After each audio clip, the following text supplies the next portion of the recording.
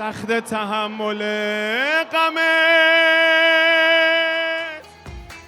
ভোরের আলো ফোটার আগেই তেহরানে শুরু হয় এক আবেগঘন আয়োজন। কড়া নিরাপত্তার মধ্যেও হাজারো মানুষ ছুটে আসেন শেষবারের মতো শ্রদ্ধা জানাতে। বিদেশি ধর্মীয় নেতাদের উপস্থিতিতে পুরো পরিবেশ পরিণত হয় শোকের এক বিশাল সমাবেশে। ইরানের রাজধানী তেহরানের ইমাম খোমেইনি গ্র্যান্ড মোসাল্লায় ইসলামী বিপ্লবের নেতা আয়াতুল্লাহ আলী খামেনির দাফন প্রক্রিয়ার প্রথম পর্বের আনুষ্ঠানিকতা শুরু হয়েছে। শুক্রবার ভোরে তার মরদেহসহ পরিবারের আরও কয়েকজন সদস্যের মরদেহ সেখানে আনা হয়। প্রধান নামাজের কক্ষে রাখা 5টি কফিনে সাধারণ মানুষ ও বিদেশি অতিথিরা শেষ শ্রদ্ধা জানান। জীবন অবাক না করলে কে করবে? 28% মিল্ক ফ্যাটের অবাক করার সাথে ফ্রেশ মিল্ক পাউডার। জীবন অবাক করুক প্রতিদিন।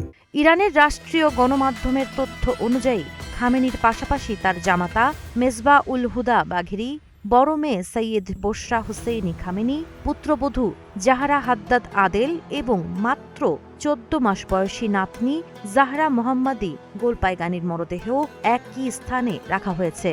প্রতিটি কফিন ইরানের জাতীয় পতাকায় আচ্ছাদিত ছিল। শিশু জাহরার একটি ছবিও তার কফিনের সামনে প্রদর্শন করা হয়। رسم ودا با تو چیه রাষ্ট্রীয় সম্প্রচার মাধ্যম IRIBর তথ্যমতে আফগানিস্তান ও ইন্দোনেশিয়ার ধর্মীয় ব্যক্তিত্বরা প্রথম দিকের দর্শনার্থীদের মধ্যে ছিলেন। ইরানের সরকারি সূত্রের দাবি, যুক্তরাষ্ট্র ও ইসরায়েলের সঙ্গে যুদ্ধের শুরুর দিকে আয়াতুল্লাহ আলী খামেনি ও তার পরিবারের এসব সদস্য নিহত হন।